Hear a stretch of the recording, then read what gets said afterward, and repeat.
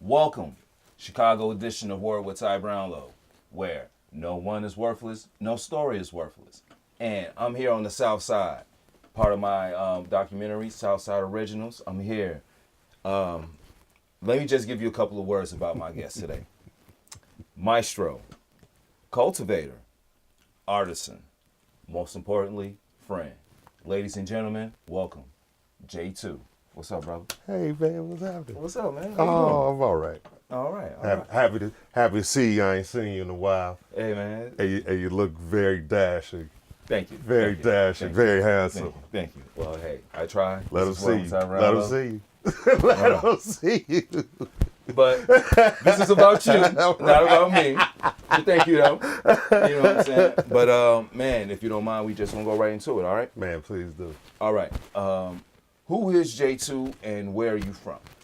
J2 is me. Okay. So my first name is Jamal. I'm not going to say what my last name is. Okay. But they both start with J. Mm-hmm. So I came up with the whole idea of like J also. Not necessarily J and the number 2. Mm-hmm. I want to be not so spot on the nose with it. Gotcha. So I want to be a little clever. All right. And what was the other part of the question? Where are you from? I am from Chicago, South Side, primarily. Mm-hmm. Was born, I don't even know if I was born at the county. I think I was born in like a clinic or something. Wow. Yeah, I don't know. It's because it says 64th and Woodlawn. Okay. And the only, or 63rd, and the only thing that I know that was over there was like a clinic. So I don't know. That's neither here nor there. But hey, I mean, at least you know it was here in the city of Chicago, correct? but yeah. So I definitely I grew up like kind of southeast, Woodlawn, Jackson Park, South Shore, Washington Park area, places like that. Okay, all right. So let me just ask you, how has being from Chicago helped shape you into who you are right now? Well, I mean, it's hard to put a direct kind of, point on it, but I mean, obviously I didn't grow up nowhere else. So it's just hard for me to really compare it to anything because this is the only real, it's what I know. I didn't spend no significant amount of time in another city. Okay. But what I do know is that it's a gritty kind of a place, Right. and I feel like if you can kind of survive it, and if you can thrive in it, it definitely it will shape. I think it shapes you up a little different. Gotcha. And that's why you see a lot of people when they leave Chicago, they tend to do really, really well, because it's it's kind of a real parochial Mm-hmm. kind of insular kind of thought process that goes on in certain places here. So, Gotcha. Yeah. Okay. I all say a right. parochial. Parochial as in Like parochial just means like your area, okay. your territory, All right. something like that. So like I grew up in South Shore, so this is my area. This is and- my turf. Right. So everything about this area represents who I am. And vice versa, but a lot of times it makes it difficult for people to kind of be thinking different. I mean, I don't know about now necessarily, but I can remember growing up, and if you weren't necessarily the same as everybody else, things could get a little weird, so it's what it is. Okay. I made it. I'm still here. That's right, man. I'm still here. Still here, still Yeah, surviving, yeah, still strong. I am. Okay, man. Well, let's just talk about it for a second.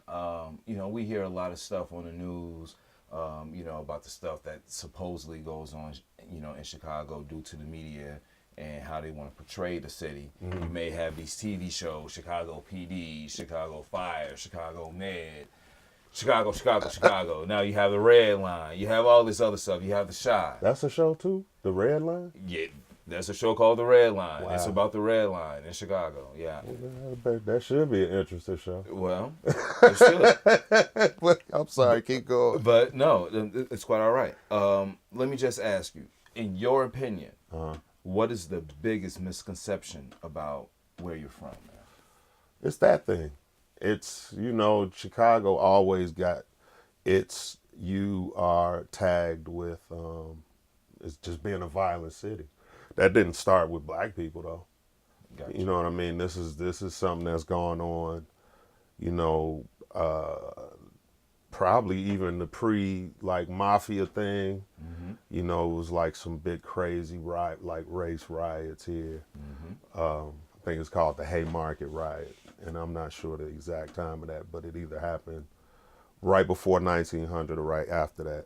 But then, like with the whole gangster, that really, I think that was the thing that really cemented Chicago as a violent place. To be honest, is this now? It's as far as the sounds and the optics of it and the look of it, it has a very specific face, and it's like it's black, it's young black guys for the most part. Gotcha. So, I move around a lot in the city. I go a lot of different places. I don't have a car, so I'm on foot and like public transportation a lot. I don't really see that much going on.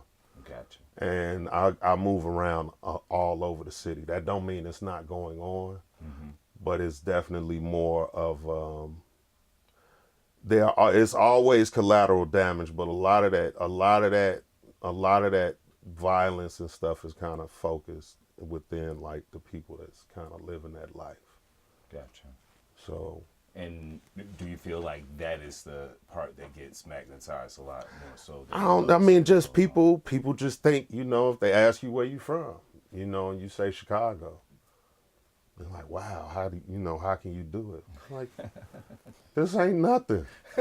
Like, this is, I don't move in them kind of circles. I've had some incidents where, some shots was fired, in my direction or whatever. I wasn't out here messing with people. Well, I take that back. There was a period of time where I was out here messing with people. All right. But a lot of stuff I got over at a young age. But a lot of the crazy stuff that happened after that. So it could have been karma or whatever. But at the end of the day, you just got to move smart, and you just got to understand that when you out here, don't try not to be too preoccupied with nothing other than the moment you in. Gotcha. Because that's, everybody's got their heads down. Good advice. Everybody's looking down. Right. And stay off the phones. Or if you're on your phone, seriously, like, take a look up, see what's going on. It's too many times, and he is correct. Like, as you say, they're all in this position, correct? Man, everybody's looking down. People are walking across streets, looking at their phone, getting on and off of trains, on and off of buses, and passing in these spaces where, things tend to happen. Like if you're gonna get hit, you're gonna get hit in the intersection. There's a good chance that you're in the intersection, you're gonna get hit. But so just be aware and just really realize that everybody ain't, it's some people out here that'll do you harm for no other reason than you close by. Gotcha. Proximity, dog. Gotcha. Okay. But Chicago's a beautiful town. But Chicago's a beautiful town. At the end of the day, Chicago I love is it, man. a I got a love-hate relationship with it, but I love it more than I hate it. Okay, there you go. Nothing wrong with that. True words from a true Chicagoan, Southside original. Absolutely.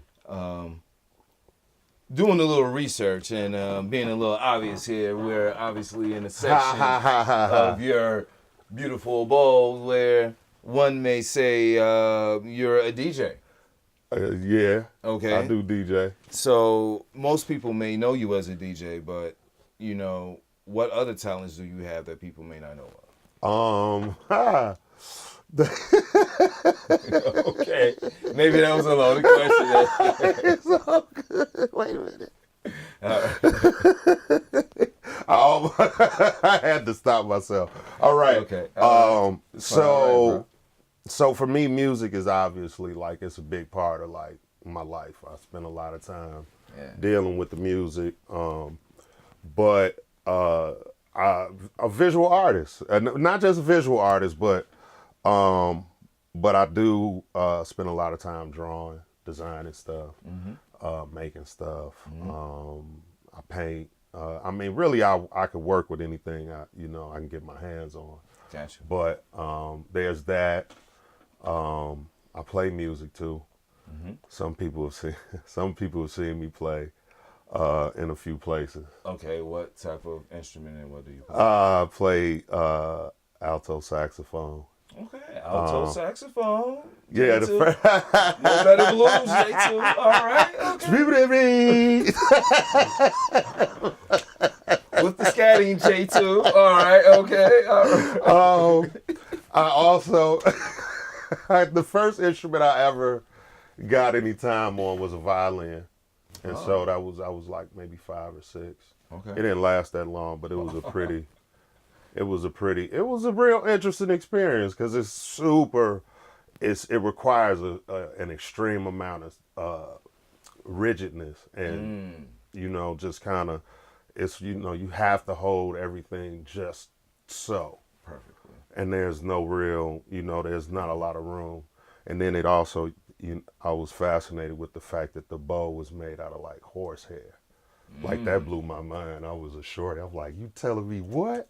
So I was really having a hard time figuring out what that was all about. But I do that. Work with the kids. I do a lot of work with the youth. And I don't know, man. I pick flowers when I go on walks. Okay. There you go. I do. That's the softer side. That is the softer side of J2. It's Ladies, tender. watch out. That's bad tender. Okay, there you go. All right. So I have a question for you. Yes. Music versus art, which is most important? So it's so weird. Before you asked me that, I was thinking about that thing the other day. Okay. And I had every intention on coming into the room and doing some work on some music. And I played like maybe a record or something. And I was just like, I have no juice. Like I had no juice for that at that particular point. Okay. Sometimes I just like it quiet. Because I do spend a lot of time listening and working with music. So a lot of times I just like literally, I don't want to hear nothing for a while. But they have like kind of different seasons, but it's more like the phases of the moon. It's or the tides. There you go. You have a high tide and a low tide every day. That's kind of what it's like for me. So art is something. Music brings me a lot of joy. I love interacting with it, playing it, and there's a very like kind of concrete moment when you hear it and how it makes you feel. Gotcha. So it's very it's kind of on the narcotic side. It is to go out and DJ or perform in front of somebody. That's super. It's all about release. It's about making a connection. So it's like you got a circuit going on, but imagine you're in a room with a couple hundred people, 1,000 people, and they focused on you. That's why a lot of people, when they can't perform no more, they have a hard time. Because imagine all that energy, because of what you're doing at that particular point is focused at you.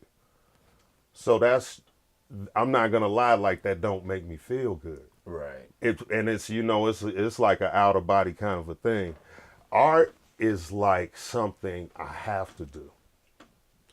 Every now and again, it's just like I have to draw something. I have to make something. Gotcha. That's it. And I don't draw every day like I used to. It usually happens in big, bunches. Gotcha. Because I have to be in the right headspace to do it. Because I had a job once working for an illustration company, and it was awful. It was the worst. It was so bad. Why? Why was it so awful? So man? what happened is one day, and I had 2 jobs at this time, and I might have been going to school. So I had a lot on my plate. I would go to one place, open that place up, work there for a couple of hours, go work this other job, maybe go take a class, then come and close the first place back up. What? So it was a lot happening. It was a lot happening, but I was working on something, and I went to lunch, and I saw like the guy who was the supervisor on the computer making changes to my drawing before I had even submitted it to the guy. So it was kind of an eye opener. Yeah. So, and the same thing happens with music. Say you get locked into a spot where you start making a certain amount of money. Like basically anybody who's a commercial DJ now. Like if they're a mix show DJ and they started around the same time I did, they gotta be hurting if they gotta play a lot of the music that's out today. Because even though it's good to somebody, it don't necessarily have a mixed flow. A lot of that stuff don't. It's strip club music. It don't really lend well to like a upbeat vibe. Right. You know, it's strip club. Yeah. that's make it rain vibe, Okay. and that's cool too. Okay. Everybody need a little moisture. There you go, ladies and gentlemen. Words of JT. Everyone needs a little moisture. There you go. All right.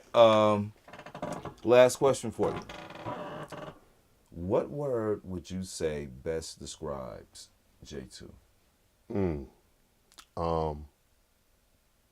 Hopeful. Hopeful. Why would you pick that word? Cause I when it ain't nothing else, what you gonna do? You know what I'm saying? You gotta kind of be in a frame of mind to receive things that you might not normally see as gifts. And even like a funky situation can often turn around into something real beneficial. Gotcha. So even in the midst of defeat, I can still see a way to Tai Chi that shit. There you go. All right. There's always a way out, which is you give hope. Hey man, hopeful is good. I'll roll with that. All right. Makes me feel good in the morning. There you go. Yeah, it makes my inside sparkle. On that note, brother, I want to thank you for coming out. Hey, remember, no one is worthless. No story is worthless. This is J2 Southside Original, Chicago edition. Word with Ty Brownlow. We out.